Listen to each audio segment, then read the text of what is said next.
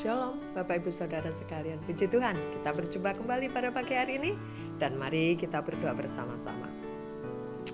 Terima kasih Tuhan, pada pagi hari ini kami bersyukur kepadamu dan tak henti-hentinya kami mengucap syukur kepada Engkau Bapa. Engkau Allah yang baik, Engkau Bapa yang setia dalam kehidupan kami. Terima kasih Tuhan, kami mau belajar merenungkan firman-Mu. Tuntunlah kami, bimbinglah kami Tuhan, supaya kami mengerti akan jalan-jalan-Mu, supaya kami mengerti akan kehendak-Mu dalam kehidupan kami. Di dalam nama Tuhan Yesus, kami sudah berdoa dan mengucap syukur pada pagi hari ini. Haleluya, amin. Puji Tuhan, Bapak Ibu Saudara yang dikasihi oleh Tuhan, pada pagi hari ini kita belajar bersama-sama di dalam Dua Raja-Raja. Di dalam kitab Dua Raja-Raja, pasal yang ke-10, ayat yang ke-18 sampai ke-36. 18 sampai ke-36 ayat pasal yang ke-10. Puji Tuhan. Pada pagi hari ini saya akan memberikan judul yaitu apakah kita melayani Tuhan? Nah, puji Tuhan.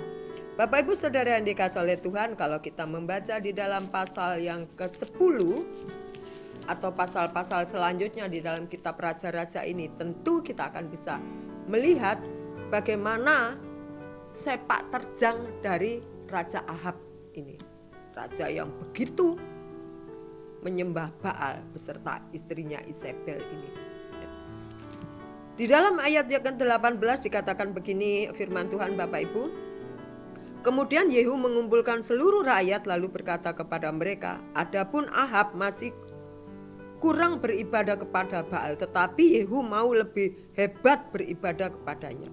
Oleh sebab itu, panggillah menghadap aku semua nabi Baal, semua orang yang beribadah kepadanya dan semua imamnya, seorang pun tidak boleh tidak hadir, sebab aku hendak mempersembahkan kurban yang besar kepada Baal, kata Ahab. Setiap orang yang tidak hadir tidak akan tinggal hidup. Tetapi perbuatan ini adalah akal Yehu. Nah, supaya ia membinasakan orang-orang yang beribadah kepada Baal itu. Selanjutnya Yehu berkata, tentukanlah hari raya perkumpulan, kuduskanlah Baal. Lalu mereka memaklumkannya. Yehu mengirim orang ke seluruh Israel. Maka datanglah seluruh orang yang beribadah kepada Baal, tidak seorang pun yang ketinggalan. Lalu masuklah semuanya ke dalam rumah Baal sehingga rumah itu penuh sesak dari ujung ke ujung. Kemudian berkatalah Yehu kepada orang yang mengepalai gudang pakaian, keluarkanlah pakaian untuk setiap orang yang beribadah kepada Baal. Maka dikeluarkannya lah pakaian yang bagi mereka. Sudah itu masuklah Yehu dan Yonadab bin Rekab ke dalam rumah Baal. Lalu berkata ia kepada orang-orang yang menyembah Baal itu, periksalah dan lihatlah supaya jangan ada di antara kamu di sini seorang pun dari hamba-hamba Tuhan, melainkan hanya orang-orang yang beribadah kepada Baal.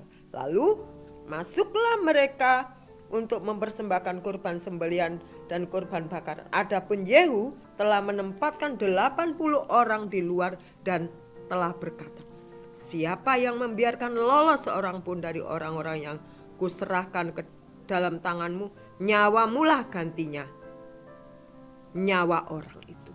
Bapak Ibu Saudara yang dikasihi oleh Tuhan,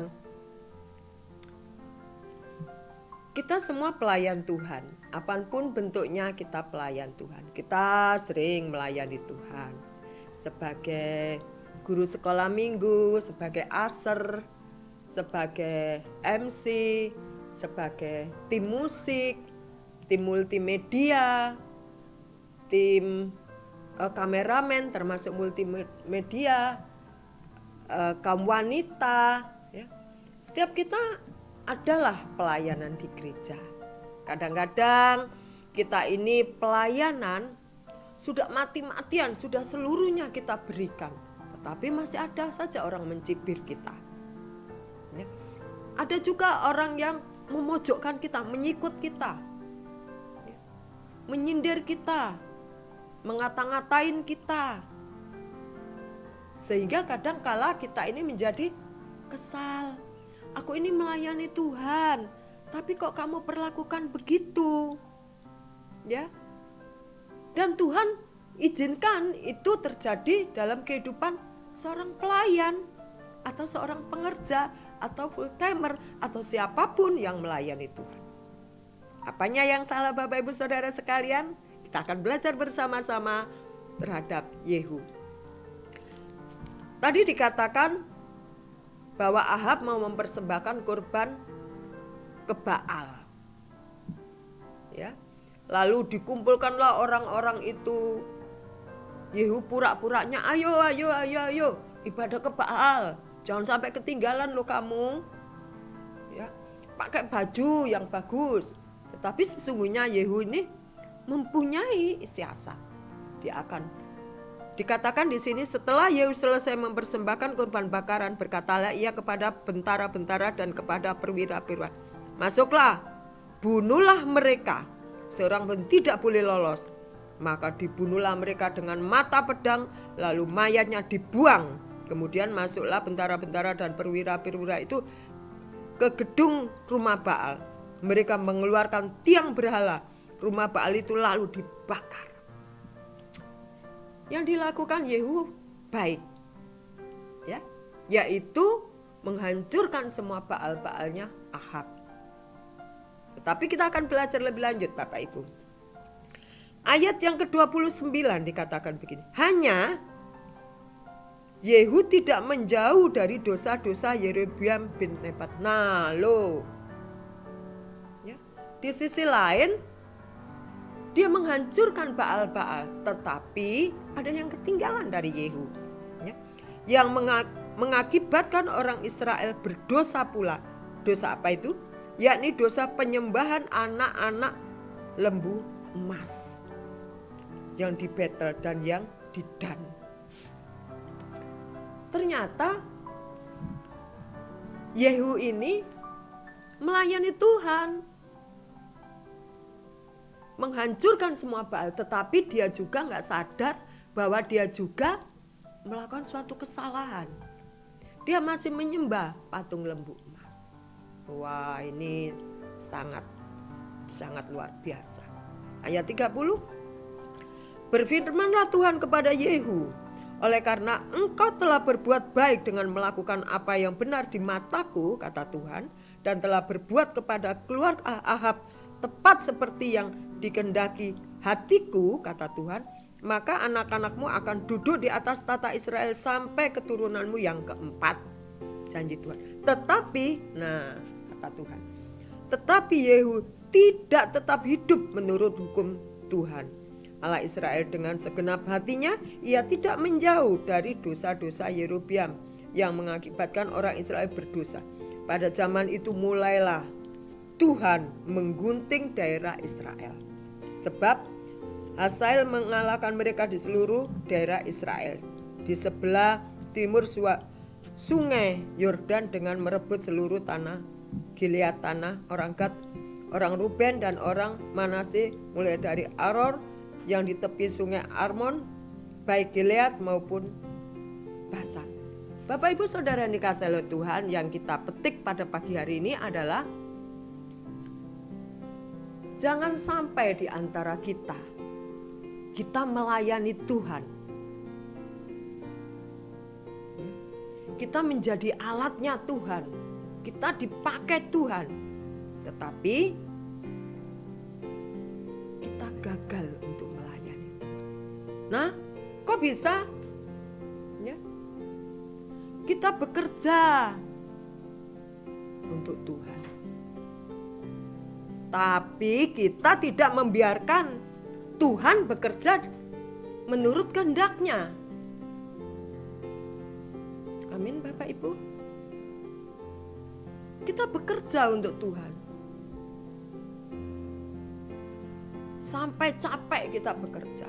Kadang-kadang kita lelah. Kita bekerja untuk Tuhan. Tetapi kita juga izinkan Tuhan bekerja dalam kehidupan kita sesuai dengan kehendak-Nya, sesuai dengan rencana Tuhan. Jangan sampai seperti Yehu. Yehu bekerja menghancurkan Baal, tetapi di sisi lain dia masih mengikuti penyembahan patung-patung lembu emas. Sehingga Tuhan mulai mengurangi wilayah-wilayah kekuasaannya.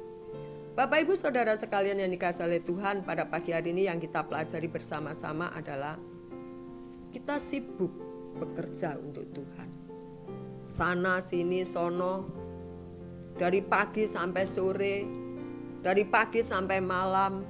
Tetapi apakah kita juga izinkan Tuhan bekerja dalam kehidupan saya? Tuhan kita izinkan bekerja dalam kehidupan Bapak Ibu Saudara sekalian, yang menurut rencana Tuhan, yang sesuai dengan kehendak Tuhan. Pada pagi hari ini kita diingatkan, biarlah kita izinkan Tuhan bekerja dalam kehidupan kita semua. Tuhan mengerjakan rancangannya, Tuhan mengerjakan rencananya, Tuhan mengerjakan kehendaknya dalam kehidupan kita semua. Sehingga kita melihat kemuliaan Tuhan, kita melihat kebesaran Tuhan, kita melihat kuasa Tuhan bekerja dalam kehidupan Bapak Ibu Saudara sekalian, juga saya tentunya. Puji Tuhan, sekali lagi kita bekerja untuk Tuhan dan kita izinkan Tuhan juga bekerja dalam kehidupan kita semua. Sehingga kita melihat betapa indah karya Tuhan kalau Tuhan yang bekerja dalam kehidupan kita sekalian. Puji Tuhan, mari kita berdoa. Bapa di dalam surga, ampuni kami. Mungkin ada kesalahpahaman dalam diri kami, mungkin ada kekeliruan. Maafkan kami Tuhan jikalau kami ada kesalahan dalam bersikap, dalam berpikir Tuhan, dalam arti untuk kami bekerja untuk Engkau Tuhan Yesus. Tetapi pada pagi hari ini kami rindu Tuhan, kalau Engkau juga bekerja lebih dalam lagi dalam kehidupan kami. Engkau bekerja sesuai dengan rencana, Engkau bekerja sesuai dengan kehendak-Mu Tuhan. Sehingga Engkau izinkan kami melihat kemuliaan-Mu terjadi dalam kehidupan kami. Terima kasih Bapa. Inilah ucapan syukur kami pada pagi hari ini. Dan kami serahkan hidup kami untuk Tuhan bekerja, berkarya dalam kehidupan kami lebih dalam lagi. Terima kasih. Dalam nama Tuhan Yesus, haleluya. Amin. Selamat pagi, selamat beraktivitas Bapak Ibu Saudara sekalian. Izinkan Tuhan Yesus bekerja dalam kehidupan kita semua. Amin.